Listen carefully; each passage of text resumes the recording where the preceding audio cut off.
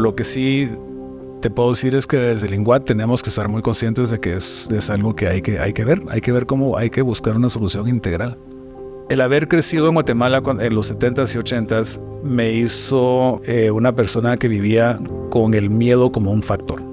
Y empecé a joder porque me mandaran a cubrir historias. Teniendo yo tan claro qué quería hacer, cualquier oportunidad que yo veía que me iba a llevar a eso, yo la tomaba. Mi primera gran incursión en un conflicto bélico a grande escala fue Afganistán, pero yo iba muerto de miedo porque yo no sabía qué me iba a enfrentar. Él no tenía comunicación por radio con el campamento de donde había salido. Entonces él sobrevoló el campamento como muy bajo, así como que rezando para llamar la atención. Escribió una nota en un papelito que dice: los de CNN andan a la deriva. La metió en una botella de agua y les tiró la botella. O sea, es como una película. Yo llegué a Irak en la primera oleada, que entran como avanzada. Más peligroso todavía. Y te decían los instructores, o sea, usted tiene menos de 10 segundos para ponerse ese equipo. Suena una alarma de un misil entrante y uno tiene menos de 10 segundos para ponerse el equipo. Yo me tardaba como 3 minutos. O sea, pero supe de muchos colegas que murieron. Sí sufrí muchas pérdidas de amistades a nivel personal. Y todo eso era muy fuerte porque uno decía: esto me puede estar pasando a mí. ¿Cómo puede Harris estar tan cuerdo después de esto?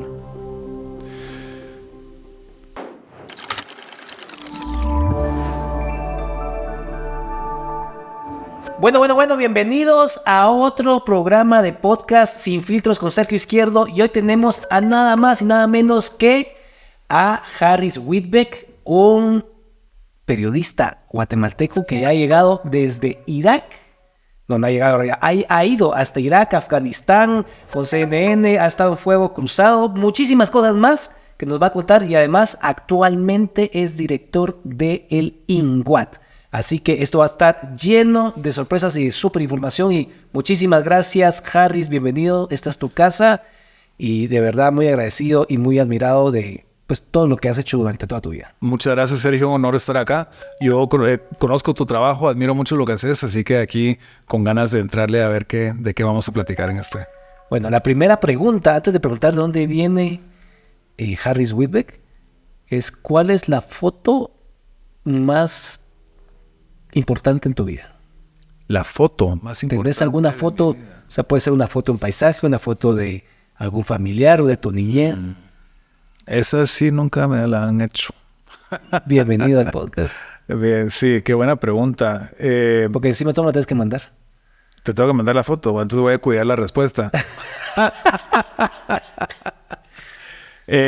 No, mira, o sea, mi amor por el lago de Atitlán no es un secreto. Yo tengo una foto que tomé en una playa que se llama Pachichiyut, que es una playa a la cual iba de niño, que la tomé cuando era muy chiquito, que se ve, era un atardecer, había una como planicie de césped, de grama.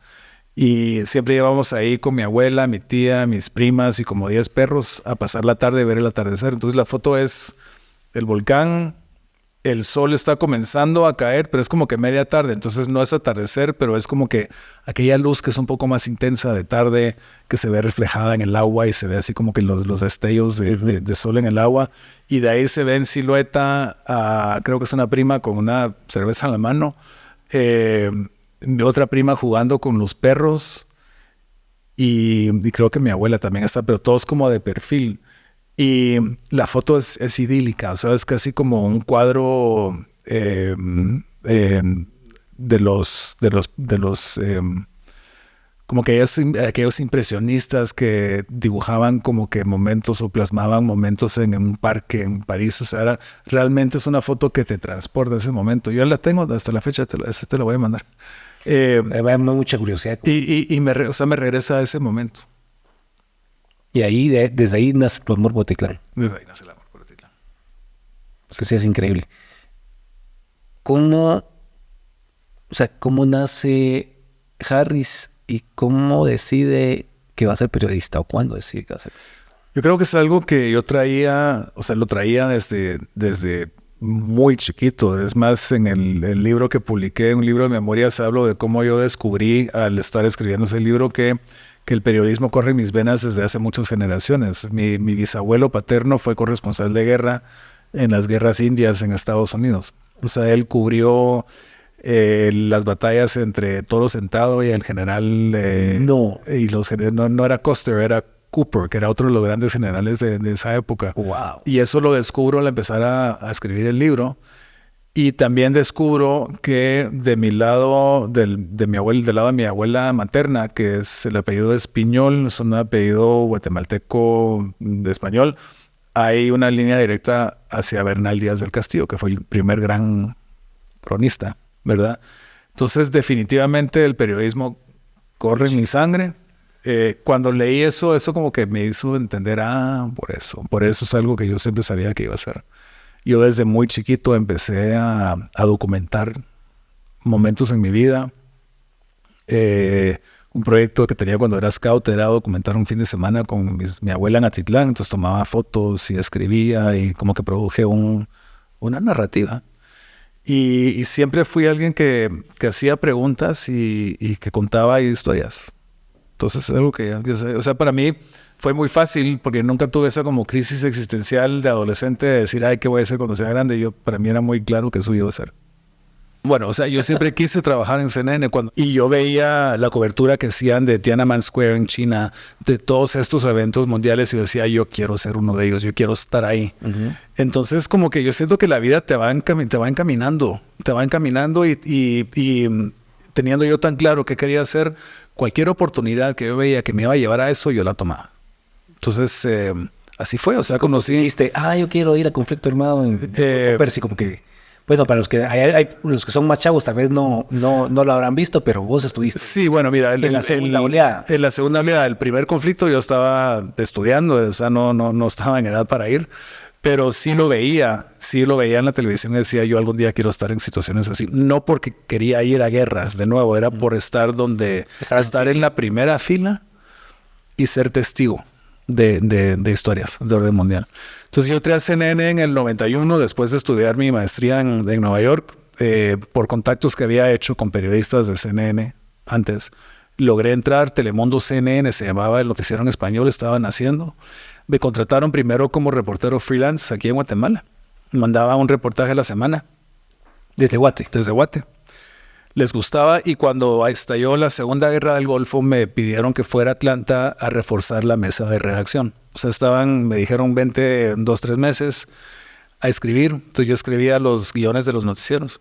Y estando ahí, pues ya, pues uno se va moviendo, ¿verdad? Entonces eventualmente me ofrecieron una plaza y empecé a joder porque me mandaran a cubrir historias. Yo quiero ir a Haití, yo quiero ir a Venezuela, yo quiero ir a tal punto que mi jefe en ese entonces se enojaba conmigo, me decía, Whitbeck, o sea, no somos agencia de viajes, no somos tu agencia de viajes personal.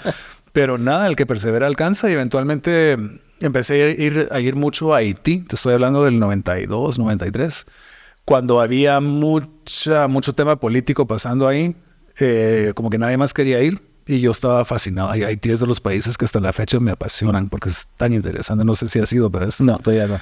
Tienes que ir. Es una mezcla de energías, de culturas, de pasiones que se expresan en la gastronomía, en la vida espiritual, en la vida política, en el contacto con la naturaleza. O sea, es tu lugar más interesante en el mundo para generar noticias. No es el más, pero sí, o sea, Haití es de los países que sacas el lente de tu cámara de la ventana del hotel y ya tenés una historia hecha. O sea, sí. Mira, ¿y dónde? Bueno, primero vamos a agotar el tema de Irak. ¿Cuánto tiempo estuviste ahí? ¿Estuviste en algún momento en fuego cruzado? ¿Qué fue lo que más te impactó haber cubierto? Bueno, yo llegué a Irak en la primera oleada. O sea, básicamente cuando se estaba preparando la invasión americana estadounidense de Irak, los grandes medios occidentales, particularmente Estados Unidos, ya estaban formulando sus planes. Y tenían contactos con los que planificaban en el Pentágono.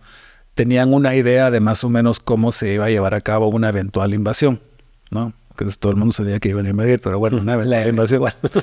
Entonces, inicialmente se creía que Estados Unidos iba a invadir a Irak por el norte, por Kurdistán, frontera con Siria y Turquía, porque los kurdos eran enemigos naturales de Saddam Hussein y por ende eran aliados naturales de Estados Unidos y sus aliados. Entonces a mí me mandaron a la frontera entre Turquía y Kurdistán, que es como un vértice de Turquía, Siria y Kurdistán, a esperar. Estamos hablando de enero del... ¿Qué año fue? Sí, no, por supuesto no había ni un hotel, ¿verdad? No, había algo. Había donde dormir. Okay. Bueno, y estuvimos tal vez un par de semanas ahí como preparados, esperando que la invasión, esperando que llegara la 4ª división de infantería del ejército de Estados Unidos y ya irnos con ellos. Y no llegaban, y no llegaban, y no llegaban. Entonces yo mientras tanto aprovechaba para hacer otros reportajes, para reportar sobre la cultura kurda, sobre las relaciones entre los turcos y los kurdos en la zona. O sea, uno siempre encuentra qué decir, ¿verdad? Y en eso me llaman de Atlanta y me dicen, por favor, muévete a Kuwait porque cambiaron los planes y la invasión va a ser por el sur, por Kuwait. Entonces yo me dirijo a Kuwait y ahí me ofrecen entrar a formar parte de una unidad de los Marines, de los infantes de marina, que entran como avanzada para asegurar... Más peligroso todavía. Sí, pero más chido. Los primeros de los primeros. Claro, entonces esta unidad era Marines y Fuerza Aérea. Entonces lo que entraban a asegurar bases aéreas iraquíes, como que tomar control de las bases iraquíes para que ya funcionaran como bases para los americanos. Entonces me dijeron, ¿te querés unir a esta unidad? Yo pues sí, o sea, ¿qué tengo que hacer? Y lo primero que tuve que hacer era tomar un curso de cómo utilizar el equipo de protección personal, porque en ese entonces la premisa de los americanos era que Saddam Hussein tenía armamento de destrucción masiva, armamento químico, y uno tenía que estar preparado, uno tenía que pensar que eso era lo que eso era, una realidad, ¿no? Entonces nos dieron un curso de cómo ponerte la máscara, el casco, un equipo protector, guantes de hule, botas de hule. Y te decían los instructores, o sea, usted tiene menos de 10 segundos para ponerse ese equipo. O sea, suena una alarma de un misil entrante y uno tiene menos de 10 segundos para ponerse el equipo. Bueno, o sea, yo el curso, o sea, nunca yo me tardaba como 3 minutos. O sea, si hubiera existido armamento, si la premisa de Bush hubiera sido cierta, yo estaría muerto. ¿Fue un gran invento? No estaría. Yo, sí, ahora yo creo que ya se puede decir que sí. Pero nada, entonces éxito, o sea, no morí en el intento. Entramos a esta base a 160 kilómetros al sureste de Bagdad y ahí cubría a diario el quehacer, digamos, los combates, los operativos con la población local. Donde estaba yo, mi base era un centro de detención para soldados iraquíes, que fue un tema muy fuerte, como que verlos y ver el trato que se les daba. Y era un gran maltrato, como se sacaron en las noticias. Yo no fui testigo de lo que después salió en Abu Ghraib, por ejemplo, que fue, pero sí era un tema fuerte. Guerra. Pero nada, y con eso comenzó una serie de misiones que duraban entre 6 y 8 semanas. ¿Y estuviste entre el 2003 y el 2008? Pues eran como 6 a 8 semanas adentro, 4 semanas afuera. Y así. ¿Te pasaron tiros alguna de cerca? Sí, pero aquí estoy. Una pregunta importante, porque yo lo he visto mucho en personas que cubren esos tipos de cosas o soldados. ¿Cómo puede Harris estar tan cuerdo después de esto? Mucha gente me ha preguntado eso. Yo creo que tiene que ver con el estar en contacto con uno mismo. Yo siempre he sido una persona bastante serena, relativamente cuerda, pero bastante serena. Y como que veía pasar cosas o cosas pasaban a mi alrededor, como que procesaba que estaba pasando algo y tenía que tomar acciones, número 1, para salvarme, o sea, para protegerme, y número 2, para enterarme de qué estaba pasando para poder llegar a reportar sobre eso. Entonces como que tenía muy clara mi línea de acción, ¿verdad? Y como escribía y tenía que procesar todo lo que vi para poder escribir y comunicarlo, yo creo que en ese proceso de procesar, valga la redundancia, ahí iba trabajando lo que tenía que trabajar. Sí, pero yo, o sea, nunca tuve pesadillas, nunca tuve... Eso sí es impresionante porque estar viendo en cosas de guerra y... O sea, obviamente sí viví cosas muy fuertes y sí me afectaba ver cosas, me afectaba mucho ver el sufrimiento humano. ¿Se murió alguien a la par tuya, por ejemplo? No, yo no, que me haya dado cuenta yo, no. O sea, no vi, no, eso no lo vi. O sea, pero supe de muchos colegas que murieron. Sí sufrí muchas pérdidas. De amistades. A nivel personal. Creo que lo reportaste una vez que estabas ahí también, que habías perdido a alguien, ¿no? Puede ser, sí, puede ser. O sea, recuerdo una vez que estuve que sí murieron unos colegas de una cadena americana en una emboscada. Y todo esto era muy fuerte porque uno decía, esto me puede estar pasando a mí. O sea, esto nunca te dieron sentimiento de rajarte. No. Nunca pasó por tu cabeza, es como que bueno, ya es suficiente. Y es un tema importante. Me gusta mucho hablar del miedo y del poder que tiene el miedo y del potencial que tiene el miedo como una herramienta de supervivencia y de mantenerte alerta. El haber crecido en Guatemala en los 70s y 80s me hizo una persona que vivía con el miedo como un factor en mi vida. Uh-huh. Miedo porque te decía anteriormente que yo veía cosas y hacía preguntas y no recibía respuestas. O sea, una vez en el bus del colegio, que íbamos al colegio, pasamos al lado en la carretera a El Salvador. Yo iba al colegio americano zona 15 y había un muerto tirado en la calle. O sea, yo tenía 13, 14 años y había un muerto tirado en la calle con las manos atadas. Y yo llegué al colegio preguntando, ¿pero quién era? ¿Qué le pasó? ¿Y quién habrá sido? ¿Y su familia? Y la respuesta era silencio absoluto. Y eso fue creando miedo. De un adolescente, a mí me daba miedo que me iba a pasar a mí, que la muerte rondaba cerca. Y al no tener información, solo iba creciendo el miedo. Pasan los años, mi primera gran incursión en un conflicto bélico a gran escala fue Afganistán en el 2001, que me invitan a ir, me preguntan si quiero ir a Afganistán, digo que sí. Pero yo iba muerto de miedo porque yo no sabía qué me iba a enfrentar. Yo no sabía, claro, me entrenaron, tuve entrenamientos en estrategias de campos de batalla y todo, pero yo no sabía cómo iba a reaccionar yo. Y ese vacío de información se manifestaba por miedo. Entonces yo me acuerdo que volaba, yo vivía en México y me tocó volar de México a París, de ahí a Moscú, de ahí a la frontera entre Tayikistán y Afganistán para cruzar y entrar. Y yo el trayecto entero yo iba muerto de miedo. Me van a matar. Pobre mi mamá, ¿qué van a decir? ¿Qué van a hacer? O sea, hasta me imaginaba mi entierro, ¿verdad? De un héroe, obviamente. Pero sí había temor. Pero nomás llegué a la frontera de Tayikistán y Afganistán y crucé esa frontera y me vi cara a cara con combatientes de la Alianza del Norte y vi B-52 americanos surcando el cielo y escuchaba bombazos en el fondo. Se me quitó el miedo. Se me quitó porque ese vacío de información que yo tenía sobre esa situación se llenó. Ese vacío de información que existía sobre cómo iba a reaccionar yo en esa situación se llenó. Entonces de ahí partió mi teoría de que el miedo no es nada más que un vacío de información. Y en cuanto llenas ese vacío con data, con información, se te quita el miedo, porque ya no hay espacio para el miedo, ¿verdad? Y eso fue lo que ha informado mi vida desde entonces. Y yo creo que eso me hace una persona serena que reacciona tranquila ante estas situaciones. ¿Y el momento que más pensaste que te fueras a morir en ese momento? No fue en Irak, no fue en Afganistán, no fue en el Congo, no fue en Colombia, no fue en Chiapas, no, fue en el Amazonas, en Brasil. Y esto fue después de uno de mis tantos viajes a Irak. Estaban organizando un campeonato de surfeo uno de los ríos del Amazonas tienen las olas boreales. ¿Uh-huh? Que vos las conoces, son estas bolas que son regidas por las mareas. Entonces, como que si sos surfista, podés navegar. Entonces, había un campeonato mundial de surfeo en Brasil. Y me dijeron, anda, te va a estar alegre, usar cervecita, surfistas. Como que casi que era un viaje como de relajación que me estaban regalando. Ajá. Y estando ahí, ya cuando había terminado la misión, ya estaba emprendiendo el viaje a casa en México. Había contratado una avioneta que me iba a sacar del campamento los surfistas a Manaos para ya tomar un vuelo comercial a casa.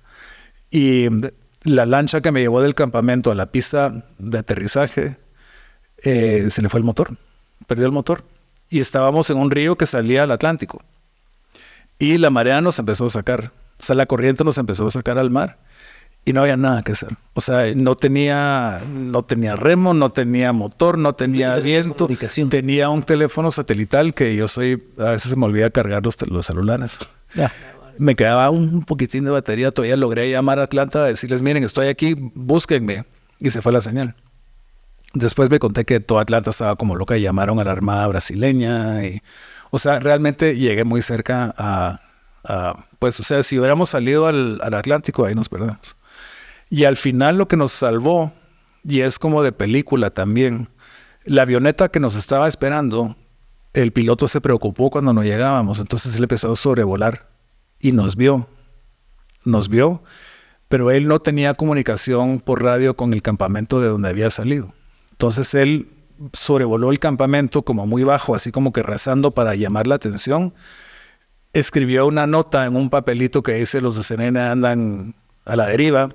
La metió en una botella de agua y les tiró la botella. O sea, es como una película. Hay una película que se llama El mundo está loco. Hacer una película. No, hay una película que se llama El mundo está loco, loco, loco. Bueno, imagínate eso. Pero eso fue lo que me salvó la vida. Y ahí sí estuve muy cerca. Y ahí sí llegué a sentir, quizás por primera vez en mi vida, llegué a conectarme con un sentimiento de desesperación. De darme cuenta que no podía hacer absolutamente nada. No había nada. O sea, si me tiraba al río a nadar, estaba lleno de caimanes, de candirú, que son unos peces que se meten que son muy dolorosos para los hombres. Se meten donde no deberían. Ya los debes de conocer. O sea, no me podía meter a nadar, no podía controlar la embarcación, o sea, no había nada que hacer. No había forma de comunicarte, no había Entonces sí fue un momento de desesperación. Y de ahí, aquí estamos. Así que todo bien. A la madre, qué impactante. Pero no fue ninguna guerra ni nada dramático así. ¿Cómo puedes ser una persona, un periodista imparcial? Yo creo que uno lo que puede hacer es respetar el hecho de que todos tenemos nuestra versión de la verdad y lo que hay que hacer es asegurar que todos puedan expresar su verdad y respetar el hecho de que el que tiene que tomar la decisión sobre lo que escucha es el receptor de lo que estás diciendo y no tú. Yo creo que la imparcialidad viene de la humildad, del respeto a la otra persona y del no ser arrogante pensando que uno es el dueño de la verdad. ¿Y cómo manejas eso? Porque a veces tener la presión de generar noticia, por ejemplo. O sea, digamos, ¿qué pasa? Digamos, digamos, el tema es, no estoy diciendo específicamente en tu persona, sino que en general, hay, a veces, yo he visto a veces noticias que como que la tratan de como de ir forzando y forzando cada vez más. Por ejemplo, armas de destrucción masiva. ¿Hasta qué momento? Porque todo periodista pensó que había armas de destrucción masiva. Yo no pensaba, yo informaba que la Casa Blanca lo pensaba. Esa es la diferencia. ¿Y la mayor parte de periodistas no hacen eso o sí hacen eso? Me gustaría pensar que los que somos serios, sí. O sea, ahora que soy funcionario público, he visto que hay algunos que no. Pero sí, o sea, yo creo que los periodistas serios entienden que su papel es servir de vehículo de información para que el televidente llegue a su propio conclusión. Con el tema, ¿quién ha sido el personaje más interesante que hayas vos entrevistado? Esa pregunta es tan difícil porque es que cada quien te aporta algo a su nivel. Te digo que a mí me impactó muchísimo compartir con el Dalai Lama en la primera cumbre de la Tierra de Naciones Unidas, que fue en Río en el 92, 93. Yo estaba comenzando y me ofrecieron una entrevista con el Dalai Lama. Y dije, pues obvio quiero entrevistar al Dalai Lama. Me impresionó su humildad, su alegría nata. O sea, es una persona feliz. A pesar de que su pueblo lo está... A pesar de que su pueblo, sí. Pero es una persona, o sea, me impactó su serenidad y su aplomo, su temple. Por ejemplo, en este tema del Dalai Lama, regresando a la pregunta anterior, ¿cómo se maneja esta situación o cómo manejaría un periodista la situación de estar viendo el ángulo chino. O sea, ¿cómo separas tus sentimientos? Esta tal vez ahí es mejor la pregunta. ¿Cómo separas tus sentimientos de la imparcialidad? Siendo responsable. O sea, vos tenés que ser responsable, tenés que reconocer, asumir la responsabilidad en el caso de ser un reportero de CNN, es una plataforma bastante grande. Entonces tenés que reconocer que el estar en esa plataforma, gozar de esa plataforma, permite que tu voz sea escuchada. Y en el caso mío, a mí me infundía un alto sentido de responsabilidad. O sea, las cosas que yo digo tienen que estar... Vos tienen impactos en millones de personas. Exacto. Hay que tener cuidado con eso. Y eso implica tener absoluta certeza que lo que estoy diciendo ha sido verificado. Si voy a hacer, digamos, si en mi reportaje una persona emite su opinión, tengo que dejar claro que es una persona emitiendo su opinión y siempre permitir que haya, digamos, que haya una respuesta a eso, ¿no? O sea, es ecuanimidad. Ahora, ves cosas que obviamente despiertan pasiones. O sea, la injusticia, la corrupción. Hay cosas que despiertan pasiones y las tenés que denunciar. Pero vas a denunciar siempre con hechos. O sea, con una base de hechos verificables. ¿Verificables hasta dónde? Pues hasta donde... Porque hay veces que, o sea, vos sabes que hay corrupción, pero no podés decir hay corrupción. O sea, hay muchas cosas que uno sabe que no, pero entonces, o sea... ¿Las puedes decir o no las puedes decir? Si no están verificadas, ¿no? Puedes decir, hay indicios puedes decir, o sea, hay cosas que hay que investigar más, o hay cosas que deberían salir a luz, o hay hacer un llamado a que se investiguen cosas más, pero eso no significa tapar las cosas. Significa ser muy responsable sobre... Sí, yo pienso que es bien difícil, pues. Sí. La gente piensa que solo es estoy aquí y voy a poner lo que estoy viendo y lo que siento y para afuera, sino que, o sea, vos dijiste algo, lo dijo CNN y casi que es como que lo dijo CNN y es la verdad absoluta. La verdad absoluta, sí. Es como la gente también dice, que revista dice, si lo dice National Geographic, que la verdad no, sí. Realmente no es la verdad absoluta.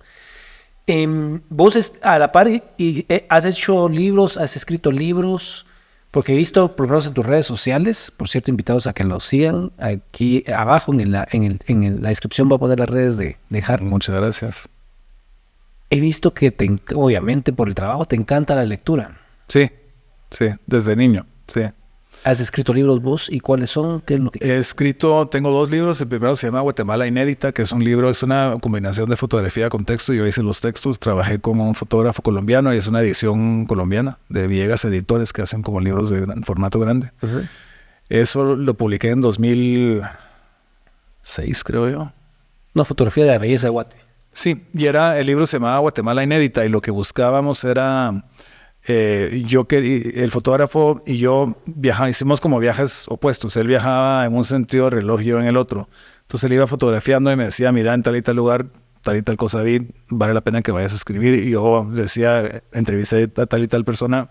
Entonces como hicimos un como match y es como la combinación de 2 visiones de un colombiano alemán fotógrafo y en el caso mío de un periodista guatemalteco que había estado fuera muchos años y que regresó con una visión diferente y con unos filtros diferentes que quería reencontrarse con la Guatemala de sus niñas. Entonces es un libro de formato grande que por ahí anda todavía.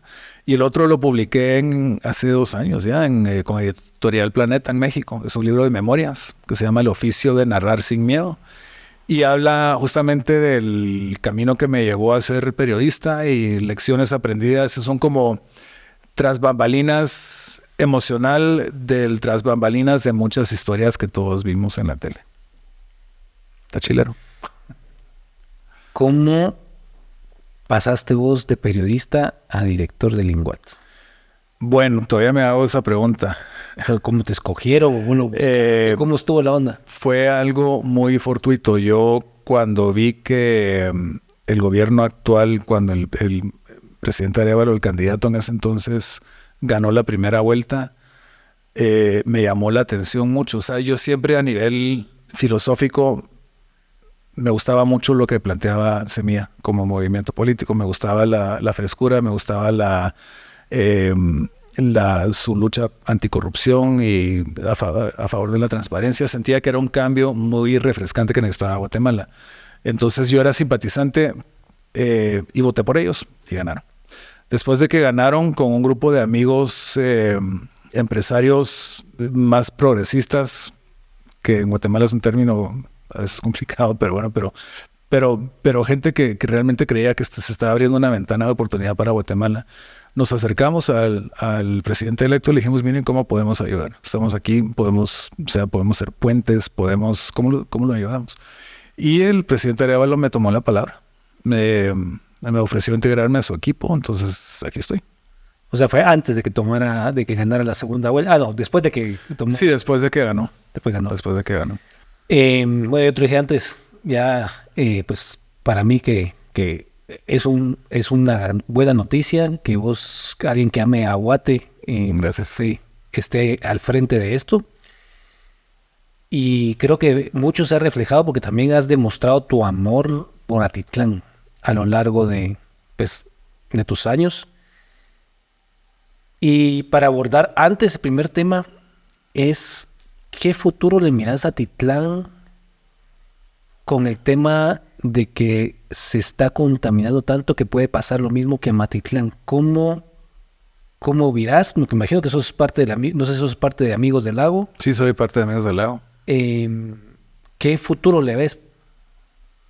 Yo siento que aún esa ventana de oportunidad para evitar que pase eso en Atitlán, esa ventana todavía está abierta. Se está cerrando, con el paso del tiempo se está cerrando. Yo creo que la solución es una solución muy compleja, integral. Hay que trabajarlo a nivel técnico-científico, que como sabrás hay muchos estudios que se han hecho sobre el tema de la cianobacteria y la entrada de nutrientes al lago, hay que resolver el problema del impacto de las poblaciones, aguas hervidas, el tema de que las comunidades tienen que tener plantas de tratamiento de agua, tienen que tener la infraestructura que se necesita para evitar que entren aguas hervidas al lago, por un lado. El tema de la entrada de nitratos y fosfatos que vienen del uso de fertilizantes químicos también es un tema. Es un tema porque lamentablemente uno cree que solo es el agua sucia que entra al lago, pero no, es de las lluvias. Las lluvias, que hacen que se lave las aguas llenas de fertilizantes. Entonces eso es un tema muy complejo. No hay una solución, no hay una sola solución. Yo le apuesto a la ciencia. Yo creo que los planteamientos que ha impulsado Amigos del Lago con una base científica muy sólida, que es el tema de buscar sistemas que eviten la entrada de estos nutrientes al lago, es básico, pero eso tiene que ir acompañado de programas de mejora para la población. Que la población ya no use fertilizantes químicos, perfecto, pero hay que darles una solución que les permita desarrollo, pues. Yo una vez hablé con alguien de Amigos del Lago y me había dicho que tenía muchos problemas, no sé si era por la falta de desinformación o de ciencia, con los cocodes, porque ellos querían llevar justamente mucha de esta parte como en dirección a Cocales, creo yo, que iban a hacer una gran planta, pero que la gente ya no quería que se llevaran sus restos hacia allá, que iban a hacer dinero sobre eso.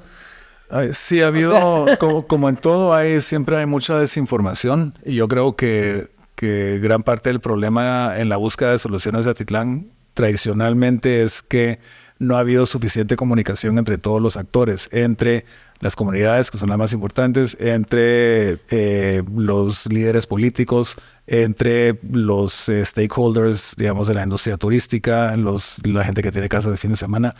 Esa comunicación nunca ha sido la más fluida. Y yo creo que hay que comenzar por eso. Y no hay problemas, por ejemplo, que a veces también como directivos aprovechen la desinformación o cambien, porque yo lo he visto en proyectos, por ejemplo, de temas de luz eléctrica, de luz solar, que les va a pasar algo, que solo pasar les va a llevar el alma. Hay también manipulación porque quieren coaccionar líderes con el objeto de generar corrupción y generar ingresos. ¿Y cómo manejar esa parte? Seguramente hay mucho de eso también, pero de nuevo se reduce a un problema de comunicación. El problema es que cómo cómo llevas un esfuerzo de comunicación en un ambiente tan complejo donde hay tantos stakeholders y donde hay tantos intereses y tantos abordajes distintos al problema. Es un problema muy complejo. No tengo la respuesta, si no te la daría. ¿Qué tanta injerencia vas a tener vos en otros sectores de gobierno? Porque vos querés levantar a Guatemala y vamos a preguntar todo ese tema de por qué. Pero dependés vos de la seguridad, dependés vos de carreteras, infraestructura, de gobernabilidad, de muchas cosas para poder elevar eso. O cómo lo mirás o cómo va a ser tu plan. Pues no es como lo vea yo, es como lo ve este gobierno. Y sí te puedo decir que el presidente Arevalo ha sido muy claro al decir que él considera al turismo como el potencial principal eje de desarrollo económico de Guatemala. Y es un eje que él ve no a 4 años, o no a 8, sino a 25, 30 años. O sea, lo que estamos trabajando hoy es sembrar para que a largo plazo el turismo sea el motor de desarrollo del país. Para que eso sea posible, no se puede concebir al turismo como una actividad aislada. Se tiene que concebir al turismo como una actividad que es transversal. Es absolutamente transversal. O sea, yo no puedo traer más visitantes a Guatemala si no tienen dónde quedarse porque no hay suficientes hoteles. O no les puedo decir que se vayan por carretera a Río Dulce si la carretera prácticamente no existe. Uh-huh. No le puedo decir a más líneas aéreas que entren al país si el aeropuerto se está cayendo. Entonces, para yo poder tener injerencia, yo tengo que tener acceso a los que toman decisiones en esas diferentes áreas. Y por eso el presidente me invitó a estar presente en las reuniones de gabinete, cosa que generalmente nunca existía. No ha funcionado siempre así. Pero entonces yo voy a gabinete a todas las reuniones y ahí tengo yo acceso a los ministerios con los que tengo que trabajar, con economía, con gobernación, con comunicaciones, con cultura, con Cancillería, o sea, todos los ministros que tienen que ver con cosas con los cuales yo puedo trabajar. En estas reuniones de gabinete yo tengo la oportunidad para ir forjando esas alianzas y estableciendo esas líneas de comunicación.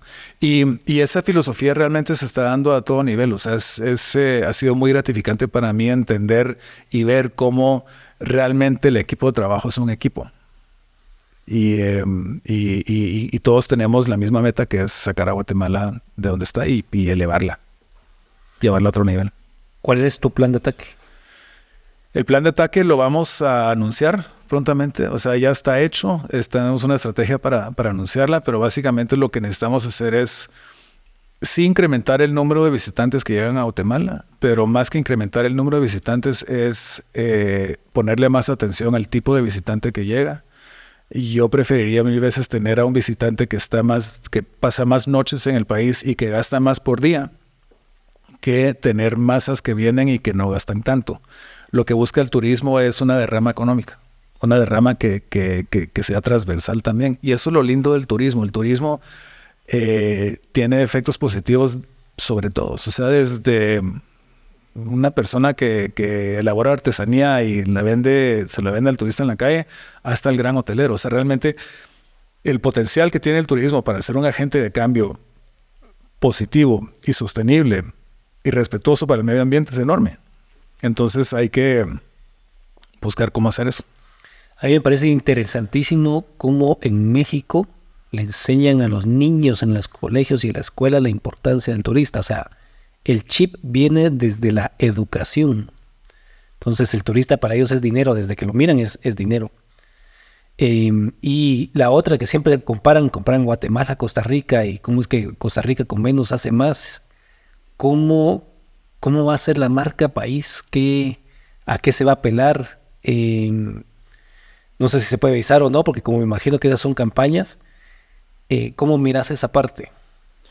O sea, el tema marca país es un tema que no me da miedo abordarlo, porque es un tema que ha estado en todos los medios, es un tema que estamos evaluando. Hay que evaluar qué hacer con lo que ya se construyó y evaluar la mejor forma de utilizar lo que ya se hizo para comunicar de mejor manera. ¿Qué queremos comunicar? Que Guatemala es un lugar seguro para el turista, porque en las zonas de turismo Es seguro, cabal. es seguro. Es un país sorprendente. O sea, vos lo ves, vos que has viajado. Para mí, Guatemala es de los países más bonitos del mundo. Tiene mucho en poco espacio. Es impresionante lo mucho, lo diverso que es y lo tanto que se puede ver y lo diferente que se puede ver en un área tan pequeña. Entonces es un destino que sorprende, es un destino que se queda con uno. O sea, nuestra meta es hacer de Guatemala uno de los 3 destinos más importantes de América Latina y que sea el destino más memorable. Eso está fácil. Lo del memorable está fácil, porque tenemos tanto ya. Solo es un tema de comunicación. O sea, mira, yo ahora soy funcionario de gobierno, soy director de INWAT, pero sigo siendo comunicador. Y nunca voy a dejar de ser comunicador. Y el turismo se impulsa comunicando. Y el turismo en sí es una forma de comunicación también. Entonces, para mí ha sido muy natural, digamos, en la trayectoria de mi vida, que es en el trayecto que está tomando, es pasar de ser un reportero de calle a un corresponsal de guerra, a alguien que tiene cierta influencia a nivel social, ahora utilizar todas esas herramientas de comunicación para comunicar sobre el país. Te voy a hacer una pregunta, bueno, son varias preguntas que te tengo con temas como específicos. Uno es, ¿qué tanto le van a apuntar al turismo sostenible, al turismo comunitario? Vamos a empezar con las preguntas, porque no te pregunto mucho y se va. O sea, para mí no debería haber turismo si no sostenible. Creo que ya te contesté. Sí, y el comunitario se va a impulsar. Y el comunitario, sí, se va a impulsar mucho el turismo comunitario. Yo creo que hay mucho que se puede hacer para aprovechar los recursos que están en manos de comunidades, por un lado, pero también hay mucho que se puede hacer para apuntalar a esas comunidades e ir de la mano con ellas, darles las herramientas que necesitan para desde desarrollar sus productos hasta comercializarlos, hasta cuidar a su recurso. Entonces el turismo comunitario es un eje muy importante. Además, eso nos hace únicos. O sea, ¿qué diferencia a Guatemala de Costa Rica? Que Costa Rica se me hace un país... Bueno, dejemos el branding. Que es comunicación. Cada vez que voy con algún gringo o algo así, me dice, ¿dónde sos? De Guatemala. Ah, ya fui a Costa Rica. Y así como, exacto. Bueno, sí, pero eso es una oportunidad. Es una oportunidad para nosotros. Porque ¿qué nos diferencia? Costa Rica tiene playas hermosas. Sí. Y Guatemala tiene cultura. O sea, Guatemala tiene una cultura prehispánica que es innegable, impresionante, Tikal, todos los sitios arqueológicos, y además una cultura maya viva, dinámica, que es parte de nuestras vidas. Entonces, por ejemplo, empezar a buscar oportunidades para promocionar multidestinos. Digamos, un viajero europeo que se echa al viaje para venir de Europa a Centroamérica, ofrecerle, mira, vení primero a Guatemala, viví toda la cultura, subí a todas las pirámides que puedas, subí los volcanes, o sea, viví lo único que ofrece Guatemala, que es esta como que mezcla de tantos factores, y después anda, échate la hueva a Costa Rica, a la playa. Mira, ¿y por qué se ha dejado tan... Perdón, soy un poco mal hablado, no sé si Eso justamente aquí es para que estemos relajados.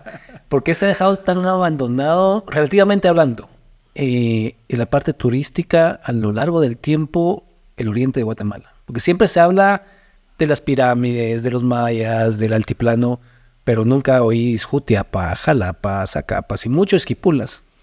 Hay muchísimo. Hay mucho que ver, hay mucho. Y estaba viendo tu libro antes y te vi una foto, te pregunté dónde es, y hiciste la de Sierra de las Minas. Para mí el oriente es lindísimo. ¿Por qué se ha abandonado? No sé. No sé por qué se ha abandonado. O sea, yo tengo 3 semanas en el puesto. Mira, ¿hay algún plan con el tema de turísticamente, porque eso es a nivel mundial se está manejando, no usar plástico en un solo uso o impulsar en los hoteles que no se use plástico en un solo uso? Por ejemplo, te doy ejemplos justamente con Costa Rica.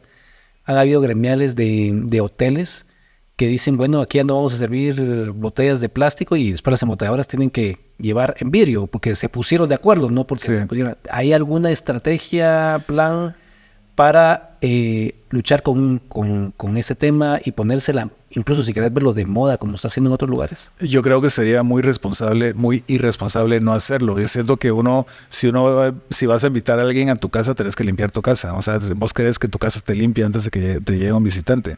Y sí, el tema de los desechos, el tema del plástico, el tema de la basura es algo que hay que abordar. No es un problema que solo se puede abordar desde el turismo, tiene que ser, tiene que buscar una solución transversal, integral. Es que las personas... Y es importantísimo. O sea, yo estuve en Costa Rica en mi vida previa, vida anterior como periodista. Justamente fui a hacer un reportaje sobre cómo estaban abordando el tema del uso de plásticos, de plásticos de un solo uso. Y a mí me atrajo como reportero extranjero eso. Esa historia se me hizo muy interesante, tan interesante que fui a hacer un reportaje sobre eso. Entonces, yo creo que hay muchas oportunidades para implementar soluciones o motivar la implementación de soluciones que no somos nosotros que podemos resolver el problema de la basura en Guatemala, pero sí podemos motivar que se busque una solución y apoyar las soluciones que van surgiendo. Y para mí obviamente es absolutamente necesario porque es por la salud de todos y por el respeto que le tenemos que tener a nuestro entorno. Pero además son herramientas de comunicación. Sí, es que fíjate, mira, el tema es que muchas personas piensan que solo es la playa limpia o que solo usé ese plástico y lo voy a tirar, pero las repercusiones económicas del que no tiene valor el plástico y que reciclarlo ya no tiene un valor son pérdidas millonarias para cualquier país. Sí. Hay que, de nuevo, yo lo veo todo desde el comunicador que soy. Yo creo que desde la comunicación se puede trabajar mucho. O sea, yo creo que desde el lenguaje se puede trabajar mucho a nivel comunicacional interno. Para ir trabajando, para ir cambiando el chip de la gente. ¿Y podría el INGUAT poner como bases de certificaciones para que las hoteles empiecen, por ejemplo? El INGUAT tiene un programa que se llama Pueblos Pintorescos. Y lo que buscan es apoyar a comunidades que tienen que llenar ciertos estándares de manejo de basura, de orden, o sea, hay una serie de requisitos ahí para que lleguen a ser pueblos pintorescos. Se certifican y ya son promocionados como tal. El reto nuestro es darle continuidad a esas certificaciones y seguir trabajando con las comunidades para que sigan trabajando el tema de basura, el tema de servicios al turista, el tema de destinos, etcétera. Entonces hay mucho trabajo de seguimiento que hay que dar. Es un problema grande. Pero no es un problema, es una oportunidad grande, sí, y es nuestro trabajo. O sea, está, por ejemplo, el tema que es una belleza, por ejemplo, el Punta Manabique, y ya nunca, o sea, puedes estar limpiando, que si no solucionas, o sea, mientras la ciudad no se siga generando eso, por los cables nunca vas a frenar. Y lo mismo está pasando con el agua de Atitlán. O sea, no es el Motagua, es por donde querrás. No, es por todos lados, es impresionante. Agarrarlo. Mira, otro tema que me gusta saber tu opinión. El tema, digamos, uno de los grandes destinos es el volcán de Catenango. Por el volcán de fuego, justamente como la foto que tenemos aquí salió en portada en National. ¿Qué pensás vos de todas esas casitas que son literalmente ilegales, que le ofrecen que son cuartos para los ¿cómo se llaman? Los visitantes? No sé si los has visto, que son...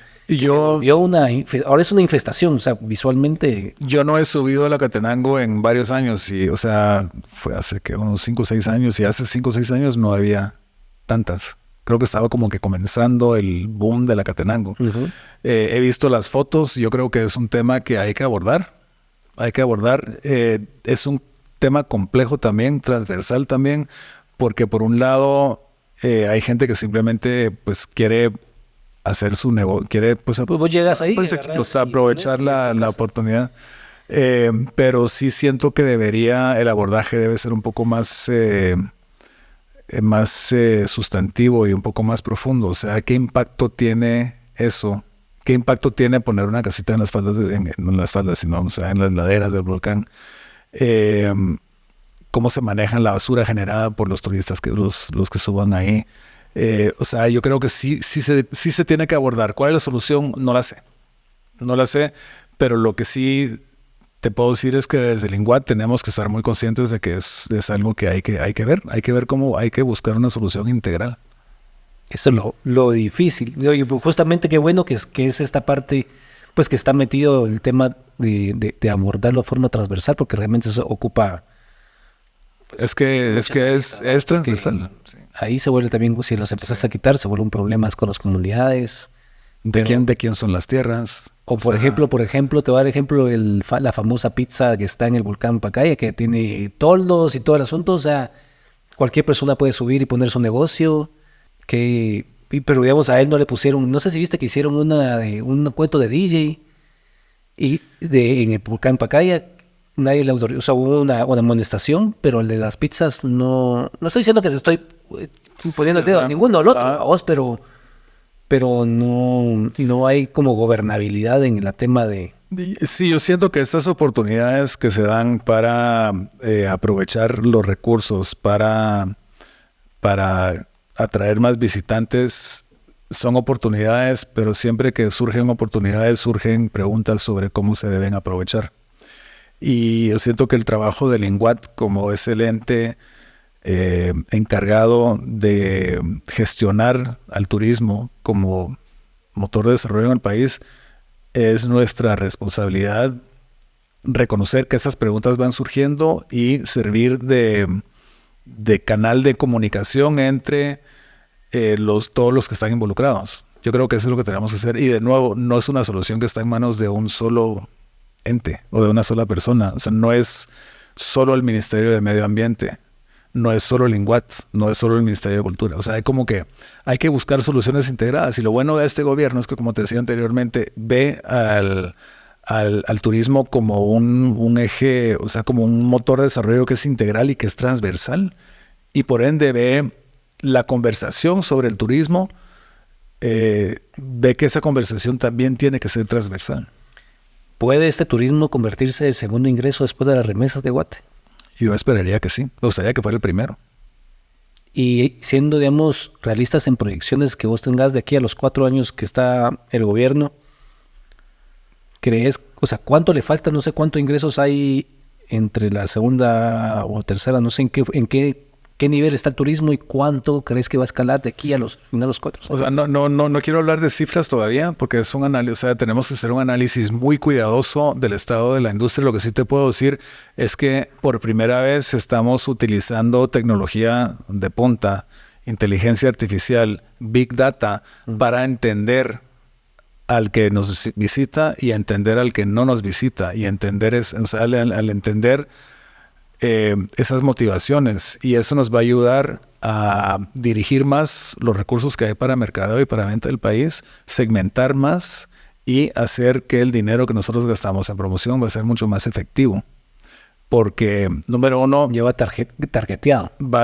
Exacto. Y esas campañas que estamos ya trabajando en eso, que vamos a anunciar muy pronto, están sustentadas con data, con información. Y con información, es que es impresionante lo que permite la tecnología hoy en cuanto al nivel de profundidad que uno puede llegar en cuanto a información sobre los visitantes. Es increíble. Entonces, utilizando eso de manera responsable, podemos realmente crear campañas muy efectivas que nos van a permitir proyectar cuántos visitantes queremos que lleguen y cuántos van a llegar. Tikal. Te voy a preguntar cómo planeas si hay Tikal o se va también a reforzar Yaksha y otros lugares. ¿Cómo planificas o cómo visualizas aumentar o manejar cierta cantidad de visitantes? Y una de las cosas que no sé si supiste y qué pensás, ¿verdad? Es tu opinión sobre que hagan proyectos, digamos, el año pasado, yo fui a Tikal, fui a Huachactún realmente, y vi un montón de árboles marcados. No sé si viste el video que se volvió súper viral, que los iban a botar, y ahí había gente que decían que querían hacer un tren internamente, otros que, o sea, hubieron tantas versiones, e incluso el gobierno anterior me hizo un comunicado donde digo que me iban a demandar y todo el asunto, o sea, fue una cosa bien dirigida. Y justamente los de Washington cuando llegaron me dijo, mira, yo estoy de acuerdo con todos los videos, menos este que lanzaste. ¿Y por qué? Porque nosotros estábamos contratados para ir a botar los árboles. O sea, sí era un hecho que se iban a botar los árboles. Entonces esta pregunta es, ¿cómo miras el crecimiento de Tikal? ¿Qué proyección? ¿Está bien como está? ¿Y cómo vas a dividir si va a haber otras alternativas para el visitante? Yo siento que Petén ofrece mucho más que Tikal. O sea, Tikal es maravilloso, todos sabemos que es maravilloso. Washington es de mis sitios favoritos, me encanta ir a Washington. Yo creo que hay mucho más que se puede hacer. Yo creo que hay que mejorar la infraestructura para el turista en Tikal. Yo creo que hay que trabajar más de la mano de los guías, que ellos tengan las herramientas que necesitan para poder trabajar mejor. Pero yo creo que sería un error solo enfocarnos en Tikal. Yo creo que hay mucho más, pero para desarrollar otro sitio, de nuevo, todo tiene que ser integral. Yo tengo que trabajar de la mano del Ministerio de Cultura, del Ministerio de Medio Ambiente. Yo soy muy, pero muy cuidadoso con el tema de sostenibilidad ambiental. Yo lo he visto, yo he cubierto tantas historias de mal manejo de recursos ambientales y eso sí me quita el sueño. Y el tema de nuestro futuro climático.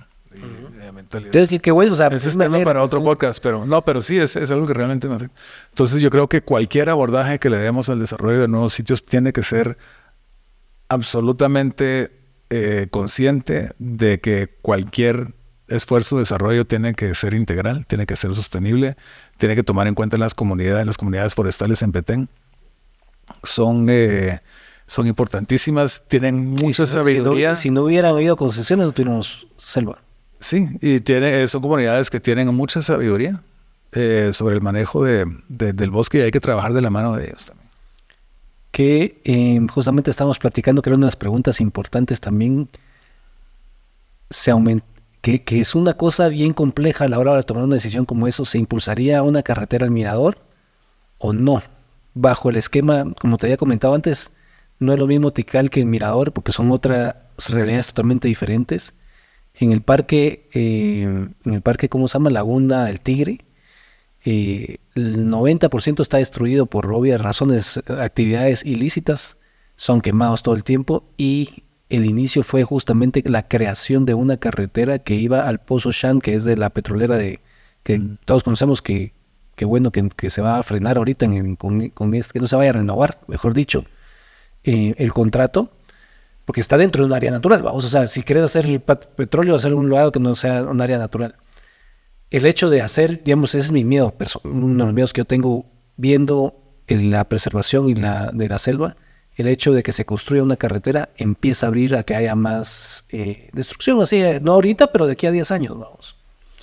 Yo pensaría que, y no tengo el mapa de todos los sitios sitios arqueológicos identificados en Petén, pero me gustaría pensar que podemos trabajar antes con sitios que en áreas que ya están más avanzaditas y más afectadas, digamos, que empezar a trabajar. O sea, para mí es importantísimo preservar lo que nos queda de búsqueda. Es importantísimo. Esa es mi visión. Creo que hay maneras de aprovechar el recurso turístico sin tener que hacer estas carreteras, sin abrir brechas enormes en bosques existentes. Uh-huh. Por lo menos ese va a ser mi norte. Qué buenísimo, qué buenísimo. Bueno, ahora vamos a ir con las preguntas que tengo de varias personas. Perfecto. En redes y todo eso. Vamos a ir primero a terminar con las de Iguat y vamos a regresar otra vez a la parte de periodista. Va. Dice, director de Inguat. ¿Cómo se dirige? Todavía no me la creo. ¿Cuáles son tus sueños para Guate? Mira, creo que es el sueño de todos. Es un país donde todos tengamos acceso a las mismas oportunidades de desarrollo, donde se respeta el medio ambiente, donde recibimos a los turistas, a los visitantes con alegría y donde vienen los turistas con alegría porque saben que van a estar en un ambiente seguro, donde van a aprender algo, donde se van a nutrir de algo, donde se van a ir de aquí llevándose algo nuevo que hayan aprendido. Yo sinceramente sí creo que el turismo es la respuesta para un país como Guatemala. Entonces sí, un país que que su vocación sea netamente turística. Netamente turística como los mexicanos o los ticos. No necesariamente, podría ser como no sé, hay tantos modelos que funcionan. Vos que has viajado por todo el mundo, ¿qué querés copiar de qué país acá? Pues yo sé que no copiar, tal vez No tropicalizar. copiar, inspirar. Ujú. ¿En qué me puedo inspirar? Bueno, te voy a hablar de un proyecto muy concreto que estamos ya desarrollando. Este es muy inicial, pero estamos desarrollándolo. Es un proyecto que no se va a dar ni en el primer año ni en el segundo año, pero sí hay que pensar un poco más allá. Quizás ni en el cuarto, pero bueno, o sea, hay que empezar a sembrar ahora para que se dé. Pero en Marruecos existe un Centro Nacional de Artesanías y es un centro donde se promociona, se promueve al trabajo de los artesanos, se les da como nuevas técnicas o nueva tecnología que no deja, digamos, no le quita el carácter artesanal a su trabajo, pero lo hace más eficiente y por ende los artesanos pueden ganar Producir más. y ganar más. Pero también es un destino, o sea, hay europeos, visitantes europeos y todo el mundo que viajan a este Centro Nacional de Exclusivamente el Artesanías mercado. para aprender y para comprar y para vivir la experiencia cultural. Entonces, hay un grupo de trabajo dentro del INGUAT que es un grupo un poco ecléctico porque es una diseñadora de artesanías, es un curador de arte moderno y equipo, digamos, gente muy técnica que sabe cómo gestionar proyectos adentro de la institución. Y están trabajando en crear el Centro Nacional de Textiles y Artesanías en Guatemala. Que el sueño es que esté localizado en un área, no en la ciudad de Guatemala, sino que sea un eje para atraer a visitantes a otra zona del país, donde justamente se trabaje elevar es una palabra que no me gusta para esto, pero es trabajar con los tejedores y tejedoras y artesanos y artesanas para que su producto sea más, que se pueda vender más. Es elevar la calidad de vida de ellos. También es preservar el arte de los textiles que se está perdiendo en Guatemala.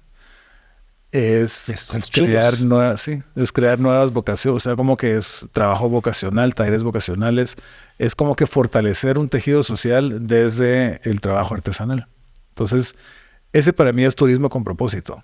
Y son proyectos grandes, o sea, no es algo que se pueda hacer del día a la mañana porque es una inversión grande, va a tener que ser una decisión de Estado hacerlo, pero es algo que ya estoy impulsando y es algo como que ya tenía la idea y de ahí cuando estuve en Fitur en Madrid me hablaron de este centro en Marruecos y me puse a investigar y dije, es lo que quiero hacer yo aquí en Guate. Perú también tiene un centro de artesanía de textiles en Cusco. Muy pequeño, yo creo que eso puede ser algo mucho más grande. Sí. Mira, y cómo no hacer morir con el tema, porque ahora he visto tanta polémica de que han venido chinos aquí, han copiado los diseños y lo hacen en China. ¿Cómo poder contrarrestar encima todo que se les regatea y realmente el valor que tienen, pues el trabajo de hacer un huipil o algo así, o sea, es hasta barato? ¿Cómo rescatar o cómo evitar que eso que es tan de nosotros y tan un atractivo turístico lo muera? Pues yo creo que una respuesta desde mi ámbito, desde mi espacio de gestión es justamente buscar cómo trabajar para fortalecer esa tradición, para rescatar, para preservar esa tradición y para darle herramientas a las tejedoras y tejedores para que su trabajo sea rentable. O sea, una señora que se pasa 3-4 meses tejiendo un huipil. Después le pagan 300 y pesos. después le pagan 300, o sea, tampoco se vale, ¿verdad? Entonces mira, todos los problemas las soluciones siempre son integrales. Entonces aquí desde el turismo podemos impulsar la creación del Centro Nacional de Textiles y Artesanías, pero tenemos que trabajar con el Ministerio de Economía para impulsar que ellos que se puedan crear más medianas y pequeñas empresas. ¿Y cómo lograr que esos cambios sean más rápidos? Mira, porque entre más integral es gestión. Lo primero es voluntad política, la cual existe. Lo segundo es comunicación transversal a nivel gobierno para que todos nos podamos alinear y trabajar hacia el mismo fin, el fin que cada uno impulsa. Esas dos están resueltas. Vamos a ver esto. Dice, ¿Cómo promocionar el turismo cambiando una mala publicidad que le han hecho a Guate? Haciendo buena publicidad. La publicidad, eso dijo Milton. Alvarín dice, el INGUAT puede intervenir en la inversión pública para mejorar lugares turísticos. Eso es lo que hace el INGUAT. O sea, nuestro trabajo es gestionar. Entonces, yo sí quiero pensar en proyectos más grandes. Yo quiero pensar en invertir en un Centro Nacional de Textiles y Artesanías. Yo quiero pensar en invertir en crear, no sé, o sea, mejorar el aeropuerto de Flores, el aeropuerto de Ciudad de Guatemala, definitivamente. ¿Se va a mejorar? Se va a mejorar y existe ya una mesa técnica e interinstitucional de la cual INGUAT forma parte, donde se tiene que trabajar en eso. O sea, eso le queda clarísimo a todos, es prioridad de este gobierno. Vos mirás que de aquí a 4 años estén otra vez viniendo los vuelos directos de Holanda, de todos esos países europeos, porque creo que solo está Madrid que viene directo, ¿verdad? O sea, actualmente solo está Iberia, tenemos una muy buena comunicación con ellos. Y sí, parte de la estrategia nuestra es trabajar porque haya mayor conectividad. Para eso tenemos que tener un mejor aeropuerto, lo cual ya se está trabajando.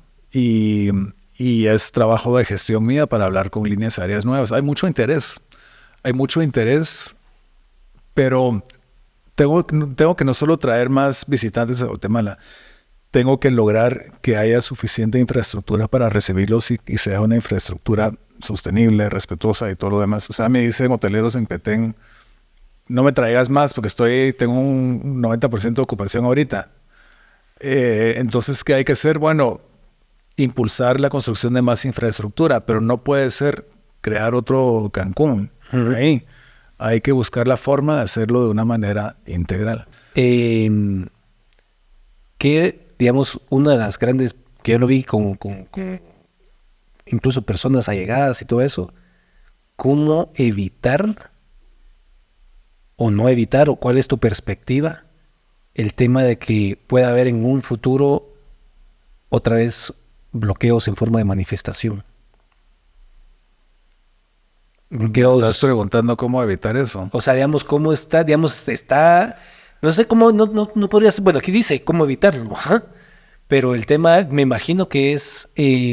porque, digamos, eso trae repercusiones. O sea, eso es una maraña de cosas. O sea, mira, los bloqueos son resultado de conflictos. Uh-huh. Y los conflictos para mí se resuelven con comunicación. Se resuelven con unas autoridades que escuchan y con manifestantes que se sienten libres para expresarse. Y escuchados. Y que se sientan escuchados.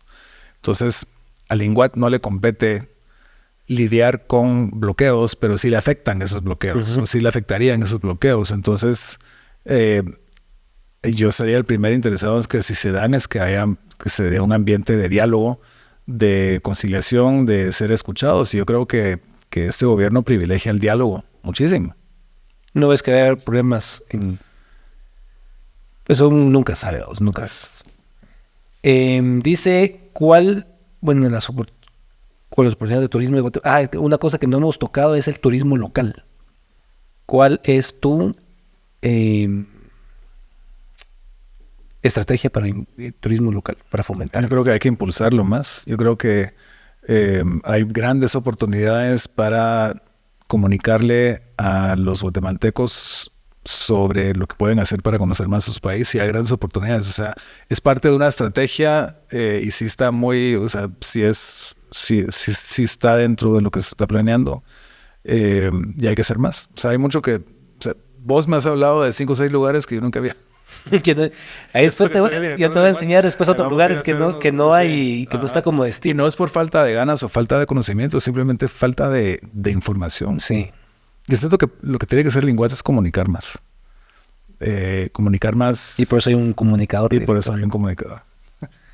Vamos a ver otra pregunta. ¿Cómo mejorar la seguridad del turista? El tema de la inseguridad, de nuevo, es un problema integral. La solución tiene que ser integral también. Lo que te puedo decir es que tenemos una comunicación muy directa, muy fluida y muy constante con las autoridades encargadas de gestionar la seguridad del país, con el ministro de Gobernación, con su equipo, y es algo a lo cual se le da absoluta prioridad. ¿Antigua va a ser peatonal? Depende del alcalde de Antigua. No sé. ¿Impulsarías que sea peatonal. Yo siento que hay que, de nuevo, es que no hay una sola solución. No hay una solución a todo. Yo creo que no sé, es que es una solución, es un problema tan complejo que la solución va a ser compleja también, y desde INGUAT podemos aportar desde nuestro punto de vista del turismo, pero es una solución que va mucho más allá y que son las autoridades de Antigua las que tendrán que decidir qué camino tomar. Eso va a estar interesante. Bueno, ahora vamos a regresar a las preguntas de ¿cómo se llama? Que faltaron contestar de personas que enviaron en relación al periodismo. Dice, tengo entendido que visitaste varias veces al Papa Juan Pablo II. ¿Cómo fue esa experiencia para vos? No, varias veces no. Estuve, a ver, cuando él vino a Guatemala, no recuerdo en qué año fue, mediados de los 90s, yo fui el primer reportero de CNN en realizar un viaje en el avión del Papa, lo cual fue un chiripazo, pero... ¿Qué te dieron de comer? Me dieron... Estaba muy rica la comida. Estaba rica y había vino. Pero sí me acuerdo que fue muy interesante porque los vuelos papales en ese entonces, no sé cómo serán porque nunca lo he vuelto a hacer, pero siempre es Alitalia, la línea aérea que lo vuela al país destino, y luego es la línea bandera del país destino el que lo regresa. En este caso era Alitalia de Roma a Guatemala, y de aquí la comitiva viajó hizo Centroamérica, de ahí Caracas, volamos en aquel entonces era Taca, y de regreso era Servivenza, Avianca, creo que era la línea aérea venezolana en ese entonces, que era de Caracas a Roma. Y estaba hablando con algunos miembros de la tripulación en el vuelo de regreso de Caracas a Roma, que es un vuelo de 10, 11 horas, y me había llamado la atención que la película que pasaban a bordo era como de Disney, o sea, una película de Disney. Y entonces les pregunté, miren, ¿y cómo escogen las películas que le van a enseñar al Papa en su avión? Y me dijeron que era todo un comité que se formó para estudiar, que tenían que ser muy cuidadosos con el contenido, siendo más papistas que el Papa, porque el Papa Juan Pablo II era una persona intelectualmente muy activa, brillante, quien se exponía a todo. O sea, era parte de su filosofía. Trabajo, era estar conectado con mucho, ¿verdad? Pero bueno, regresando a la pregunta, o sea, esa fue la primera vez que cubrí un viaje papal, y porque era la primera vez que un reportero de CNN iba en el avión, me permitieron ser el primero en hacerle una pregunta, porque él daba conferencias de prensa a bordo. Y yo, sin ser, no soy el más religioso, o sea, no soy católico, o sea, no. Pero sí reconocí en él, era un gran líder espiritual.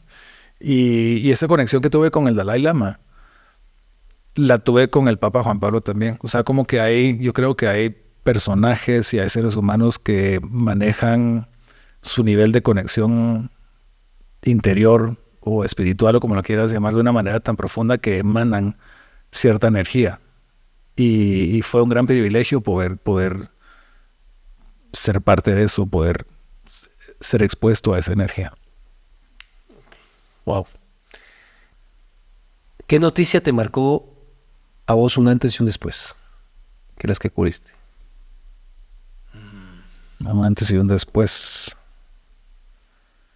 Pues yo creo que todo el mundo habla de las Torres Gemelas, los atentados del 11 de septiembre como un antes y un después. En mi caso, marcaron un antes y un después en mi vida profesional, porque fue en ese momento en que yo me convertí en corresponsal de guerra. Cuando pasó lo de las Torres Gemelas, yo estaba sentado en mi sala en Ciudad de México, viendo la tele, desayunando, como hacía todos los días, y vi ese primer avionazo, y después vi ese segundo avionazo, y dije, mi vida va a cambiar.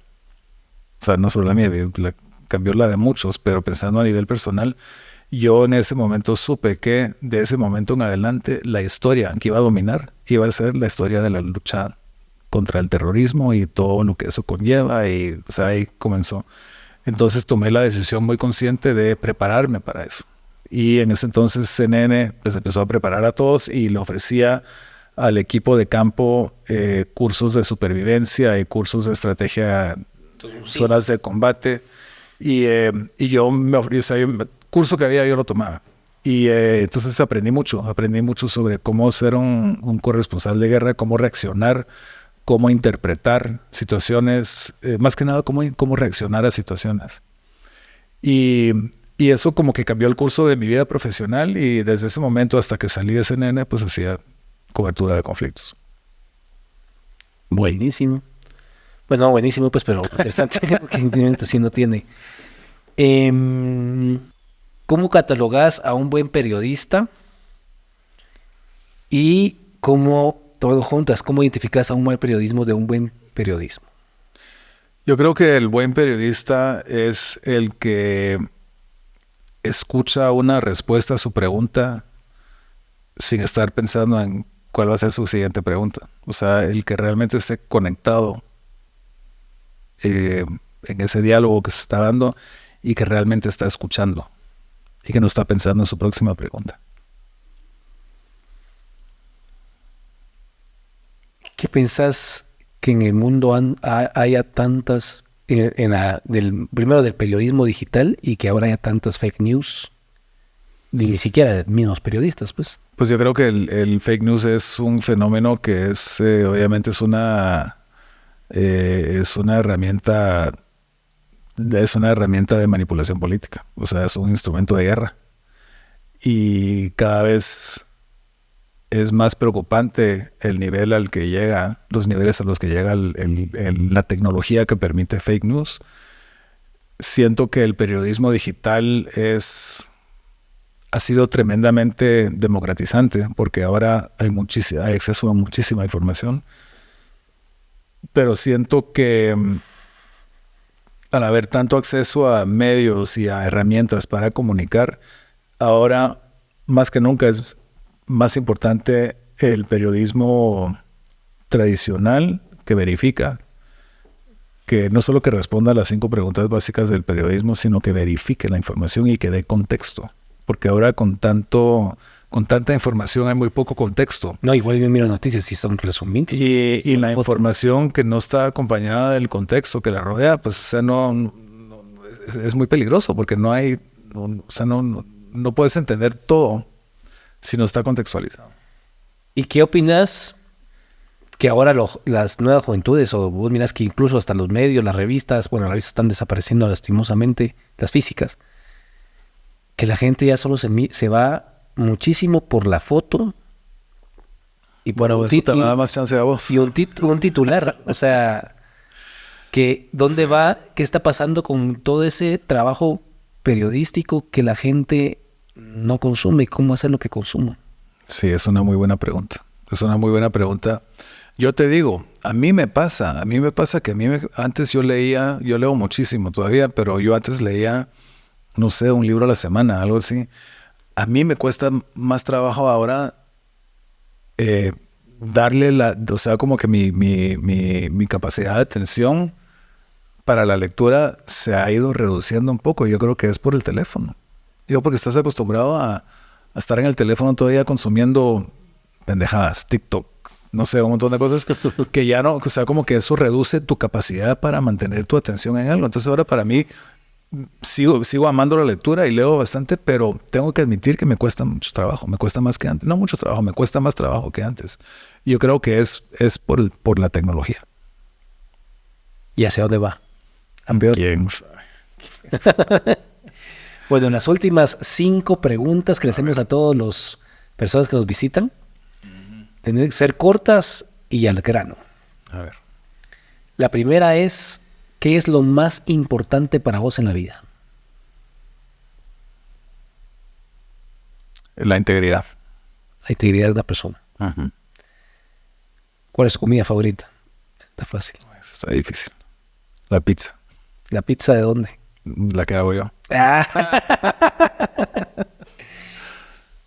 Si tuvieras que entrevistar o tomarte un café con alguien de la historia, ¿a quién entrevistarías?